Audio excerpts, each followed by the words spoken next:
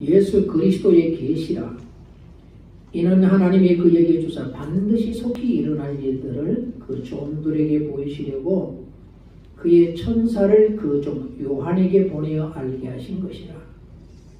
요한은 하나님의 말씀과 예수 그리스도의 증거, 곧 자기가 본 것을 다 증언하였느니라. 이 예언의 말씀을 읽는 자와 듣는 자와 그 가운데 기록한 것을 지키는 자는 복이 있나니 때가 가까움이라. 요한은 아시아에 있는 7 교회에 편지하노니 이제도 계시고 전에도 계셨고 장차 오실 이와 그의 보좌 앞에 있는 7 영과 또 충성된 증인으로 죽은 자들 가운데서 먼저 나시고 땅의 임금들의 머리가 되신 예수 그리스도로 말미암아 은혜와 평강이 너에게 있기를 원하노라.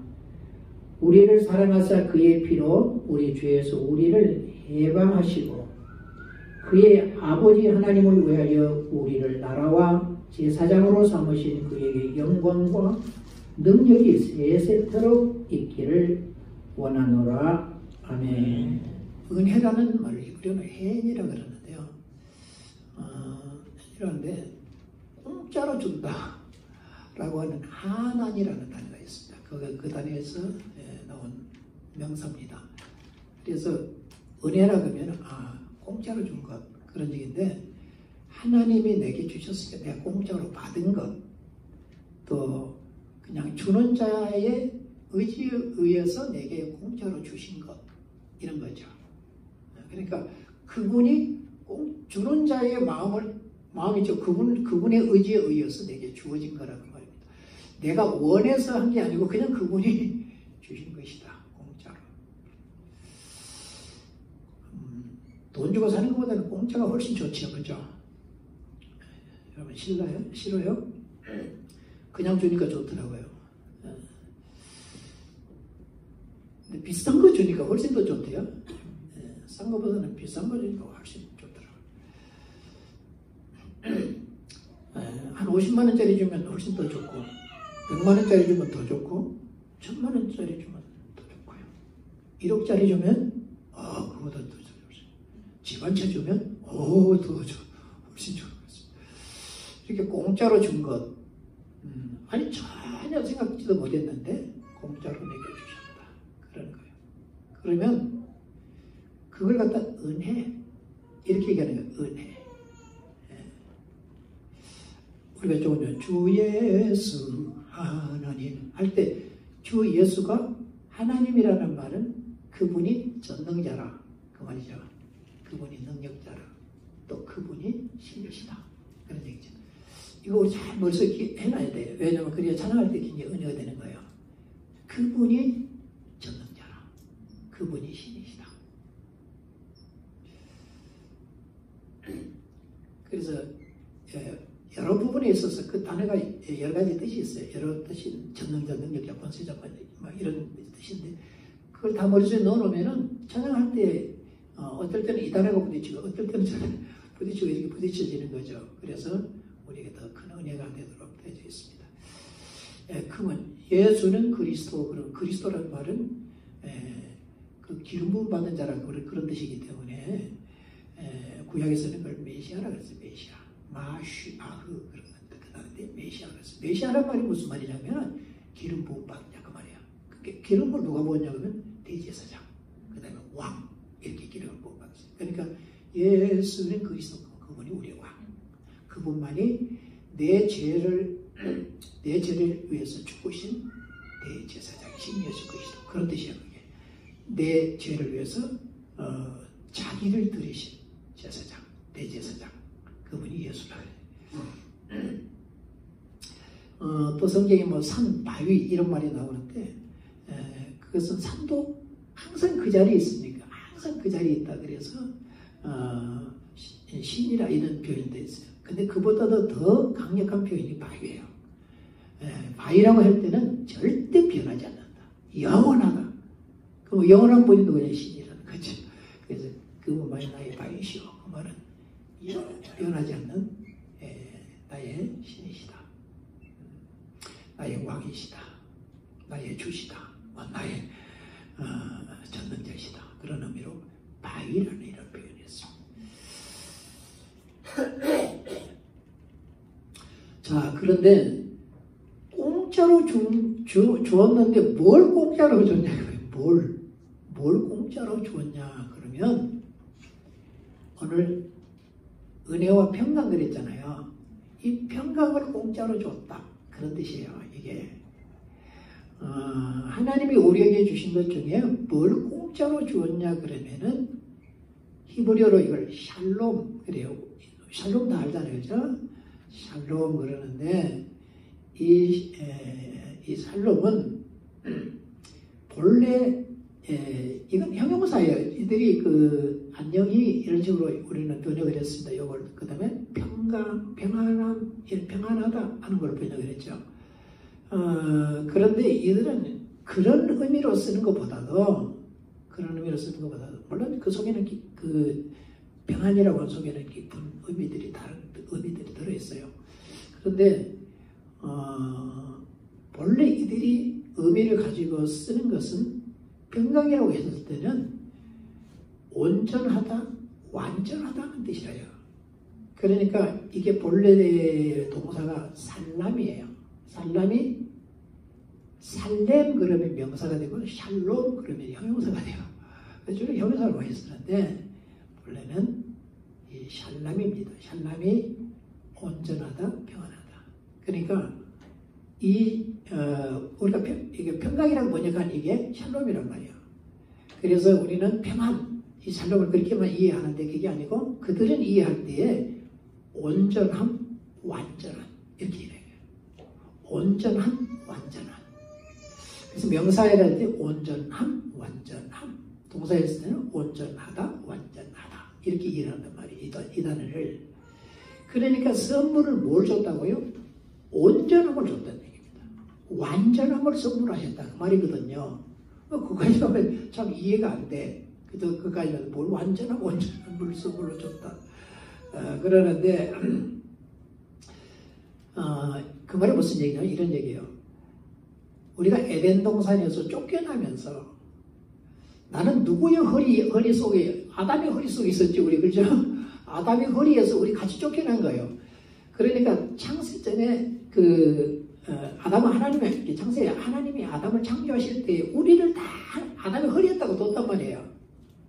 허리에다가 뒀기 때문에 아담의 허리에 있다가 우리가 뭐 가인을 통해 낳는 거인지 족보를 어느 쪽이 잘 모르겠어요. 왜냐하면은 다 셈의 나중에는 이제 셈의 족속이라고 우리가 그리 해요. 근데 그렇게 이렇게 쭉 내려가다 보면은 우리는 셋의 족속이다 이렇게도 표현을 하고 막 근데 그 족보가 그렇게 상세하게 기록한 게 아니기 때문에 도대체 어느 쪽인지 명확하게 구분하기 좀 어렵습니다만 항상 좋은 걸 우리가 찾으려고 그래요. 그래서 우리는 셋의 족속이다 이렇게 얘기를 합니다. 그래서 그때의 아담이 추방당할 때 우리도 다 아담의 허리에서 함께 추방을 당한 것이죠. 그것이 뭐냐면 하나님과의 분리입니다. 분리. 하나님과 이제 분리되어 버렸다는 거예요. 하나님이 어디 계신다고요? 에덴에 계신다. 그런 표현이거든요. 그래서 이제 우리는 쫓겨나왔기 때문에 하나님과 분리가 됐다. 그러니 하나님 에덴 동산에 계시다. 그 에덴 동산에 어디 계신지 모르지만 하나님이 거기 거느시기도 했어요. 거느시다. 이런 식으로 했어요. 유대인들의 이해는 창세기에 창조된 우리가 창세기 1장부터 창조되는 이런 에덴 동산에 있었던 일들이 있잖아요. 지구가 창조돼가지고 에덴에 머물렀던 이걸 생각하는 게 아니고 이 지구가 창조되기 그 전에 에덴 동산이 있었다. 그 동산은 어디 있었냐? 하나님 안에 있었다. 하나님 어디 계셨냐고? 그 동산에 계셨다. 이런 식으로 이해를 해요. 우리는 참 그렇게 구체적이는 못하네. 하나님 하늘나라에 계시다. 이렇게 표현을 하는데 유대인들은 그런 식으로 이해를 해요. 그렇기 때문에 유대인들의 소망은 뭐냐면 다 쫓겨났으니까 다시 거리로 들어가는 게 소원이에요. 그게 소망이란 말이에요. 그래서 예수님 오셔서 뭐라 하냐. 거리로 다시 들어가려고 하면은 그 길은 나밖에 없다. 그래서 요한복음 14장 6절에 보면 내가 곧 길이요. 그러잖아요. 그곳을 들어갈 수 있는 내가 곧 길이요. 그래요. 그러니까 그곳을 들어가는 방법은 나로 말미암지 않고서는 들어갈 방법이 없다는 겁니다. 예수님 말씀하시기를. 유대인들이 그런 식으로 그래서 나를 믿어야 그리로 들어갈 수 있다. 그런데 뭐 많이 못 알아들었어요. 못 알아. 참 우리는 성령이 우리에게 임하셨고 성경이 이렇게 다 주어져 있어서 성령께서 오셔서 나로 하여금 그런 사실들을 믿게 하신 거 얼마나 감사한지 몰라요. 예수가 그렇다는 자체를 그들은 못 믿고 못 믿었기 때문에 죽였죠. 죽여버렸던 거거든요. 그래서 그때부터 시작해서 계속 분리되면서 우리 마음이 깨져버리고 정말 그래서 이제 분리됨으로 통해서 마음이 상했지요. 상한 마음들이 더 깨지면서 더 분리되어져 가지고 하나님과는 전혀 관계없는 삶을 인간들이 살기를 시작하는 거예요. 그래서 성경 보면 하나님으로 그래도 살아내는 이 줄기와 하나님과 전혀 관계없이 살아가는 줄기가 이게 나눠지는데 하나님으로 살아가는 건 너무 약하고 하나님 아닌 것은 강력해지고 이래요. 보면은 그래서 하나님으로 살아가는 자녀들 중에도 노아의 가족들도 셈으로 이어지고 셈의 아들이 이름이 안 나와요. 그런데 셈의 손자가 그리고 노아의 증손자인 에벨이라고 하는 사람이 그 믿음을 이어가요. 그렇기 때문에 이 믿음의 줄기는 참 아슬아슬해요. 어떨 잘못하면 없어져 버거든. 그래서 그 밑으로 그걸 에벨을 통해서 그 믿음이 아브라함에게 이어지거든요. 아브라함에게 이어지는데 또 아브라함에게서 이삭에게 이어지고 어떻게 쌍둥이를 하나 나눴는데 그것도 두 개 분리되어 버려.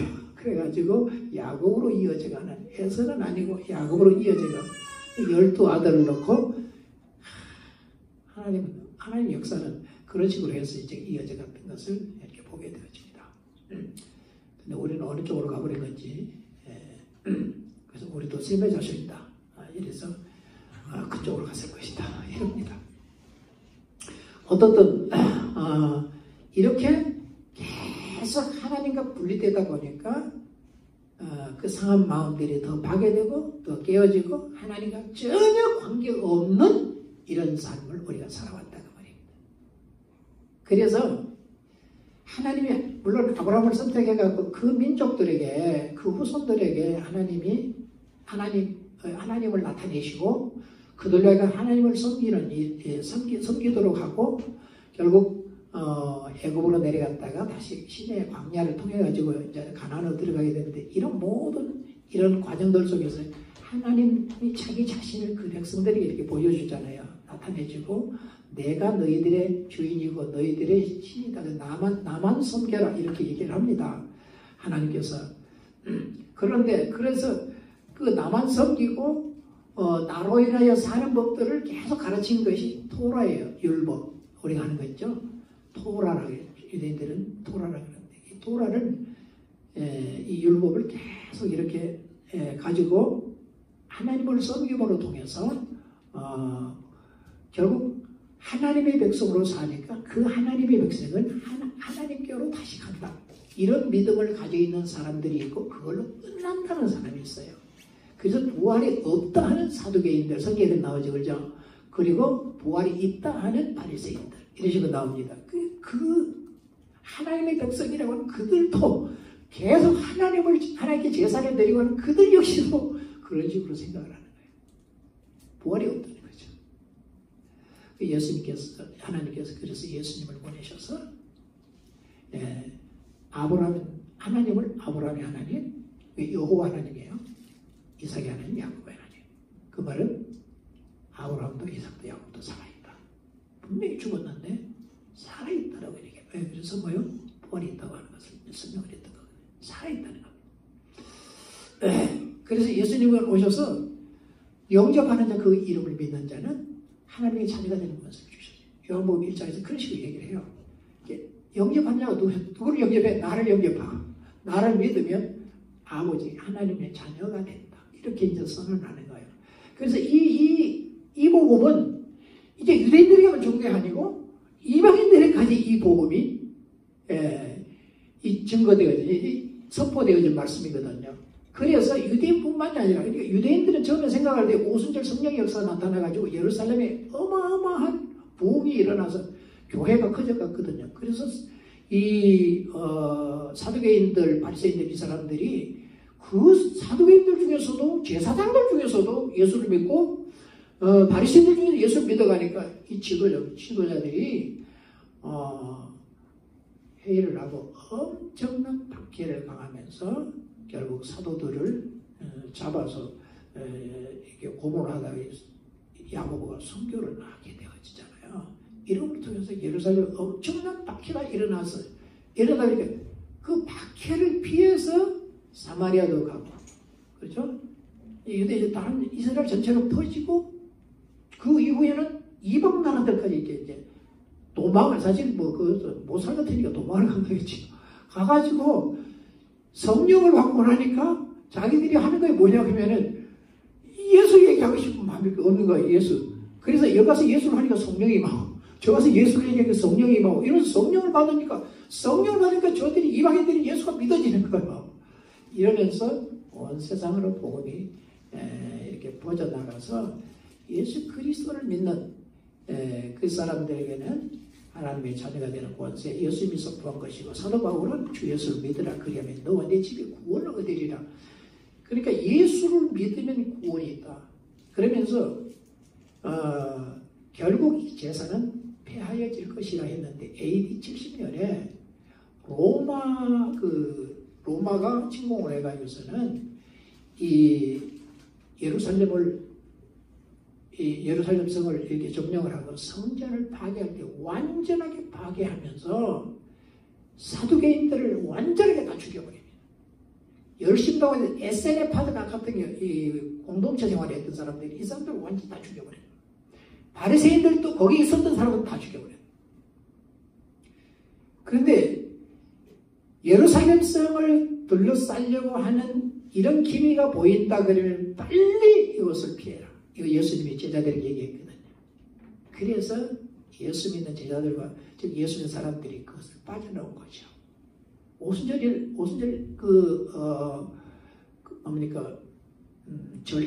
절기 속에서 못 빠져나온 사람들이 다 그 안에 있었던 거예요. 그러니까 빠져나온 사람들이 그리스도인들이 빠져나가니까 이상하게 여겼던 바리새인들 일부가 이렇게 빠져나온 거예요. 그리고 나서 예루살렘이 둘러싸여진 거거든요. 그래서 그것을 빠져나온 사람, 유대인 바리새인들이 저기 지중해 가에 있는 야브네라고 그러거든요. 야브네라고 하는 그 산속 동굴이 있었는데 거기에 숨어들어갑니다.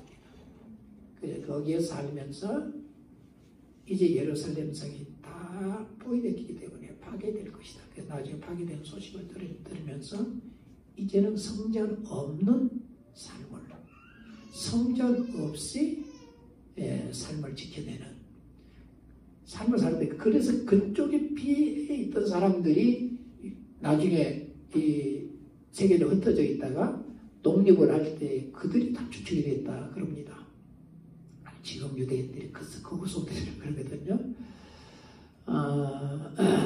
그래서 그들은 성전 없이 살아가는, 하나님을 섬기며 살아가는 방법을 거기서 이렇게 계획을 해내죠. 그리스도인만이 아니라 유대인들까지도 이렇게 숫자로 대화하는 방법. 그래서 히브리어는 참 숫자가 있어요. 숫자가 가지고 숫자를 얘기하니까 로마 사람들 알아들을 수가 있지. 그러니 암호로 이렇게 대화해요. 그래서 요한계시록에 암호로 기록된 것이 꽤 있어요. 숫자들 나오고 암호로 기록된 게 많거든요. 이렇게 암호 대화를 시작했던 겁니다. 예를 들어서 보면 72 이러면은 72 그러면 이라는 말은 이거 뭐냐면 쉐마 이스라엘 아도나이 엘로헤노 아도나이 에하드. 이런 내용이에요. 이 내용을 72로 표시를 해요. 왜 그러냐면은 이게 잠깐 미안합니다. 이게 이제 이게 쉐마 할 때 요 자를 이렇게 써요. 그리고 쭉 가고 이게 에하드 그러는데 요걸 에하드 그럽니다. 요거 마지막 줄 요걸 따가지고서는 여기다 열을 붙이는 거예요. 그 유대인들은 모음 없이 읽어요. 이게 원래 이렇게 여기 이게 모음이거든요. 근데 모음 없어요. 유대인들이 책 보면 어린 아이들이 읽으라고 맞서 학자들이 붙여놓은 거지. 좀 애들이 빨리 읽기가 어려우니까 붙여놓은 거지. 유대인들이 지금도 거기 가보면 요거 모음이 붙어 있는 데가 별로 없어요. 지금도. 그래서 요걸 갖다가 뭐냐면 애들아 그러거든요. 그럼 애들하고 그래도 이게 전부 다 얘기된 거예요. 그 다음에 72라고 해도 왜냐하면은 요게 70이고 요거 2란 말이야.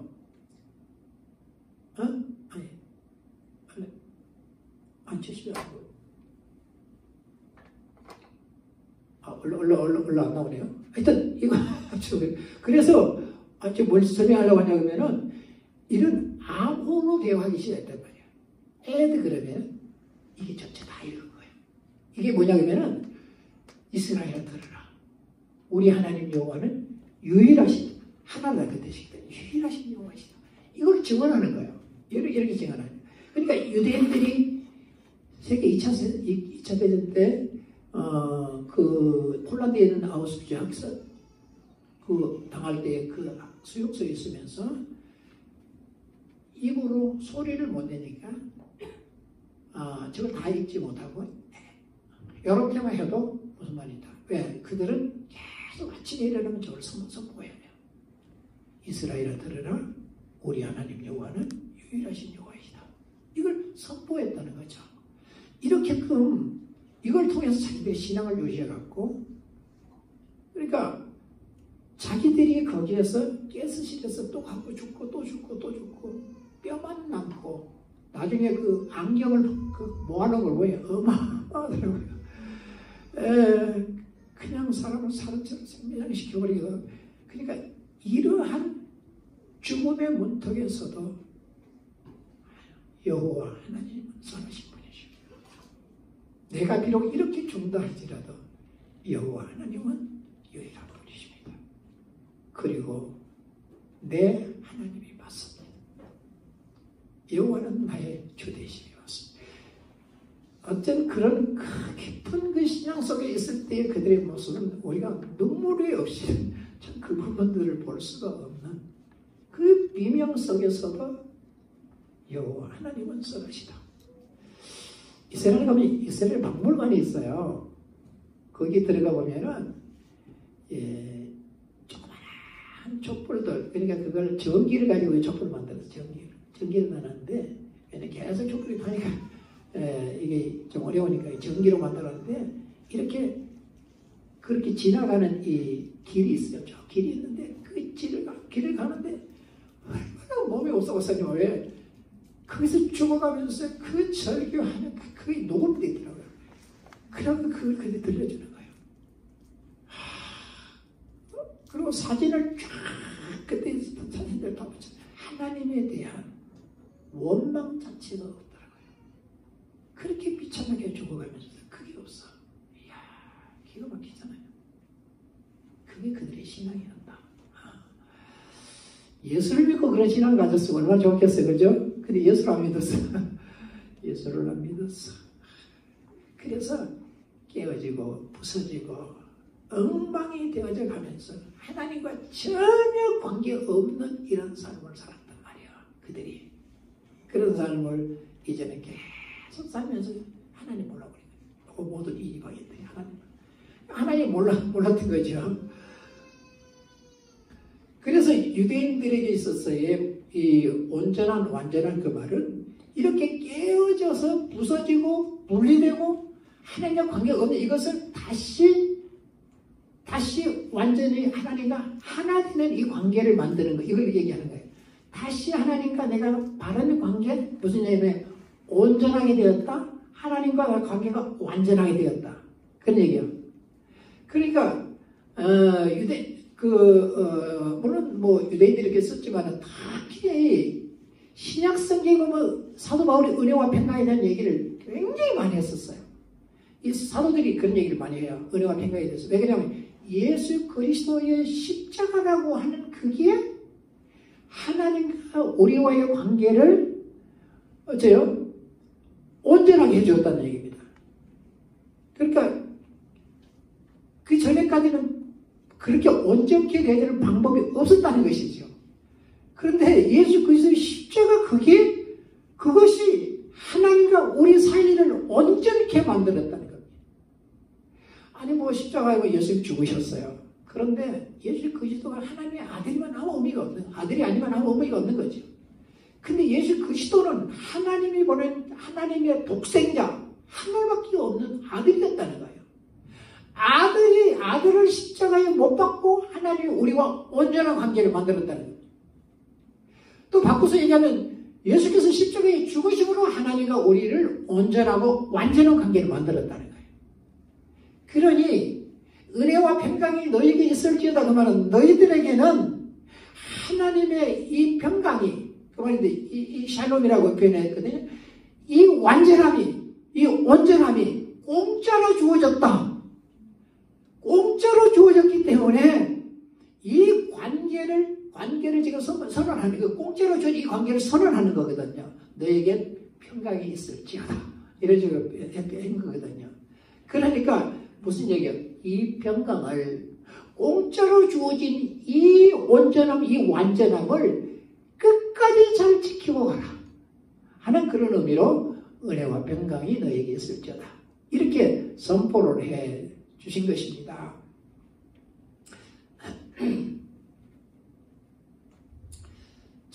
그래서 유대인들에게는 이제 유대인들은 예수 안 믿는 유대인들은 뭐 문제가 안 되지만 예수 믿는 사람들에게 있어서 문제가 온 것이 무엇이냐 그러면은 예루살렘 성이 함락되어 버렸어요.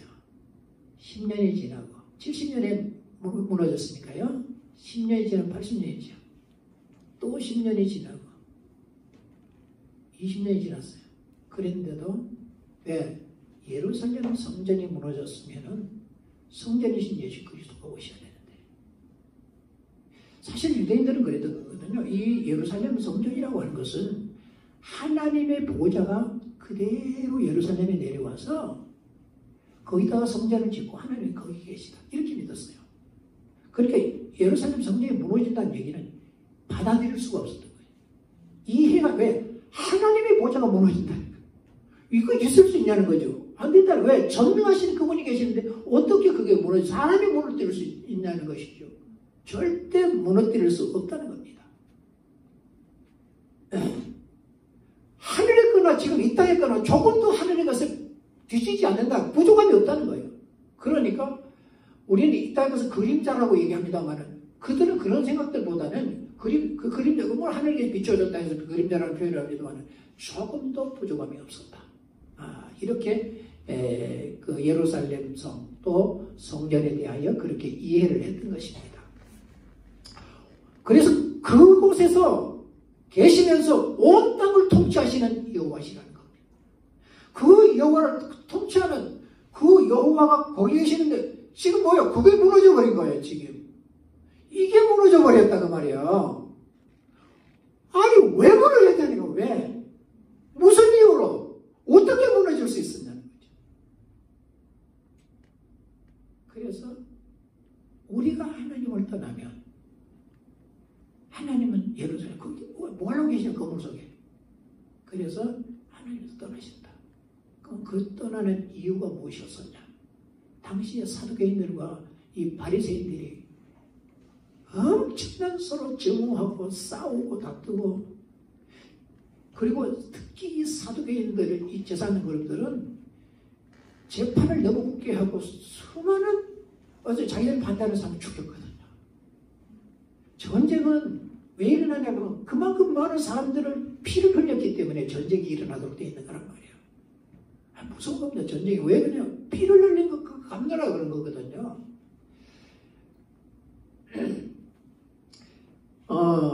그래서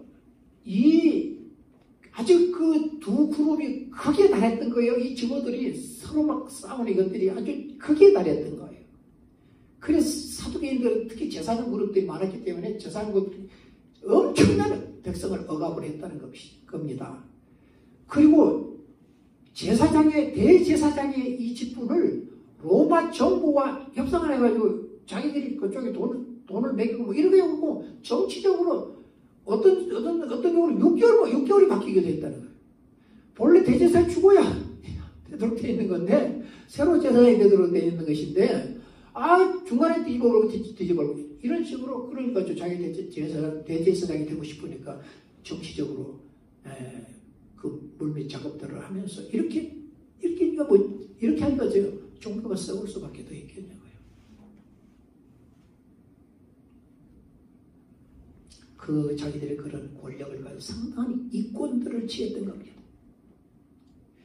종교재판으로 수많은 사람을 죽이고 결국은 예수 그리스도까지 죽이는, 예루살렘 성전 보좌에 자기들이 생각은 뭐냐면 하늘에 계시는 그 메시아가 오셔서 거기에 앉아 영원히 자기들을 통치해 주기를 원했거든요.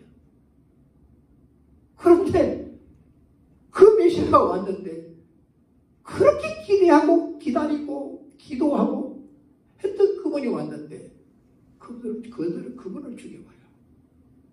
예루살렘에서 안 무너지고 버티고 있을 수 있냐고요. 오랜 시간 동안 기도했던 겁니다. 왜? 시리아와 애굽의 전쟁 속에서 시리아에게 짓밟히고 애굽에게 짓밟히고 자기 힘이 없는 거예요. 예루살렘에서는 계속 짓밟혔거든. 이 속에서 자기들이 부르짖고 메시아가 와서 자기들을 구원해 주시기를, 독립된 나라를 만들어주지, 그렇게 기도하고 기도했던 그 기도가 무너져버린 거예요. 예루살렘 성경이 무너져버렸기 때문에. 십자가에 달리신 예수 그리스도가 그분이었는데 그걸 죽여버렸으니까 다 무너져버리니까. 이스라엘이 그렇게 소망하던 그 메시아를 죽여버렸어요. 그러니 예루살렘 성경이 무너지지 않고 얘기할 수 있겠냐고요.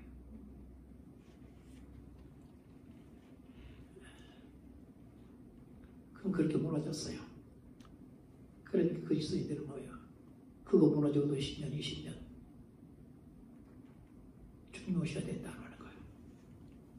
그래서 주님 오시는 게 맞냐?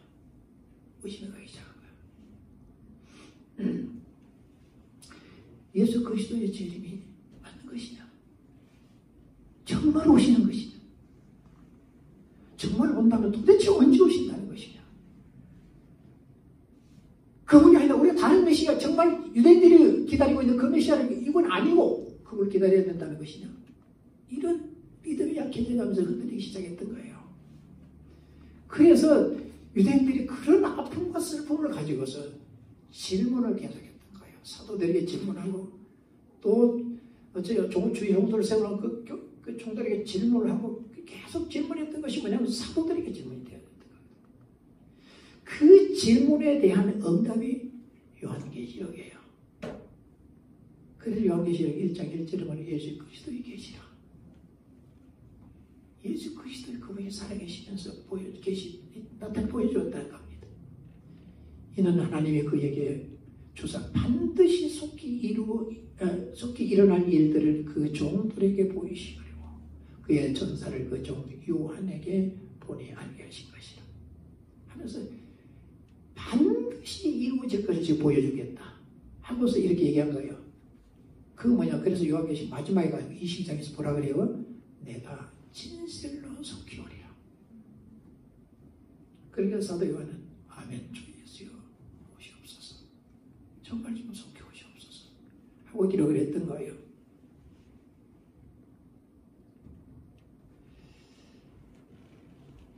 그래서 여기 22장 21절 맨 마지막에도 그렇게 얘기하고는 뭐라 하냐면 주 예수의 은혜는 누구로부터 공짜로 주어졌냐면 예수 그리스도의 십자가, 그러니까 예수 그리스도로부터 우리에게 주어진 것이라는 말이죠.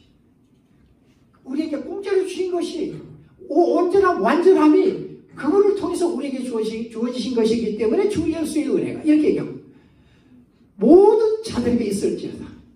그분이 믿어지는 예수가 믿어지는 모든 자들에게 그 은혜가 있을지어다.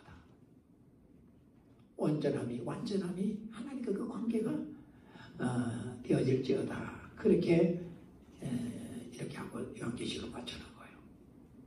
그러면서 예수님이 요한을 보고 그랬어요. 나는 알파 오메가.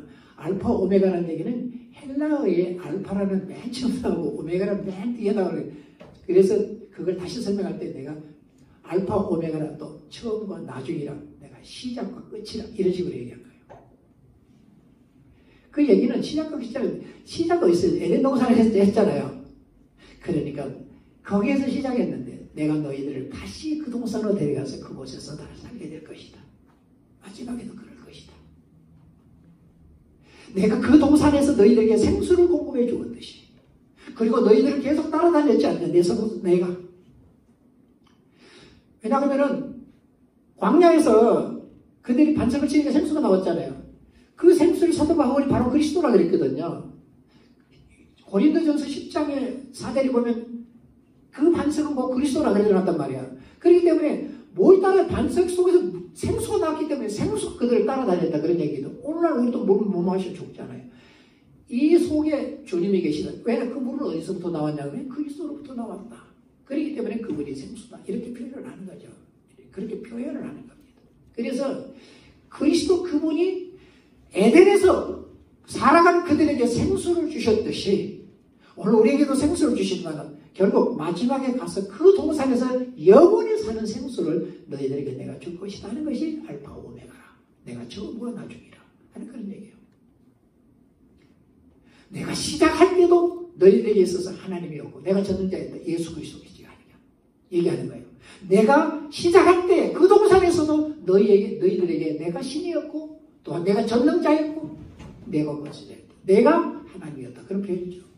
또 마지막에도 내가 역시 똑같이 너희들에게 있어서 하나님이다. 말은 전능자이다. 신이다. 처음에도 너와 나 사이에 온전했고 내 아버지 사이에 온전했고 우리는 다 온전한 관계였다. 완전한 관계였다. 마지막 그때에도 이 온전하고 완전한 관계 속에서 살게 하실 것이다. 하나 이런 얘기로 알파 오메가 처음과 나중 이런 표현을 했던 거예요.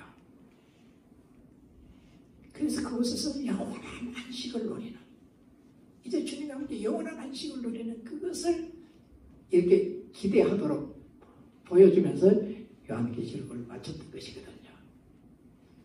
중요한 건 예수 그리스도의 믿음으로 지금 현재 하나님이 우리에게 온전함을 주었다는 것. 완전함을 주었다는 것. 우리 좀 신앙이 떨어지면 그냥 구원 못 받는 거예요. 그게 아니고 예수 그리스도가 믿어진다는 얘기는 그 하나님과 우리가 완전히 졌다는 거예요. 될 것이 아니고 온전히 졌다는 거거든요. 그러니까 어때요? 그 온전히 졌고 완전하게 됨을 믿어야 된다는 거예요. 믿음으로 자신 있고 확신 있게 우리가 살아줘야 된다는 것입니다. 내가 원해서가 아니었었어요. 주시는 그분이 그분의 뜻을 따라서 우리에게 주신 것이란 말이에요. 이 온전한 완전함을 그분의 뜻을 따라서 내가 공짜로 준 것이잖아요. 언제 내가 달라 그랬냐고요. 예수도 몰랐는데 원수로 살았는데 어떻게 내가 그때 달라 그랬냐고요. 나중에 예수를 깨닫고 보니까 아하 주님이 내게 그렇게 주셨구나. 그분의 뜻을 따라 주셨구나. 그분이 내게 공짜로 주셨구나. 뭐 때문에 주셨을까? 그분의 은혜로, 그분의 사랑으로, 그분이 나를 불쌍히 여기고 긍휼히 여겨주심으로 내게 주셨구나. 그래서 우리는 이 은혜를 공짜로 주셨음을 기억하고 이 은혜를 누려야 되는 거예요. 이 온전한 완전함을 누리고 자신을 확실히 있게 살아야 돼요. 조금 잘못했다고 이렇게 벌벌 떠는 거 이건 잘못된 거예요. 그분이 내 아버지이사 완전한 관계를 주시리사 이걸 취하여 가지 않습니다. 여러분 분명히 기억하십시오. 그러니 그분을 아버지로 완전한 관계 되었으니 믿고 그거를 누리고 살아가는 우리가 되기를 원합니다. 좋으신 우리 하나님 감사합니다. 오늘도 우리를 사랑해 부르시고 말씀해 주시니 감사합니다. 이 완전한 온전한 관계 공짜로 주셨던데 이걸 누리지 못하는 것보다 더 비참한 게 없습니다.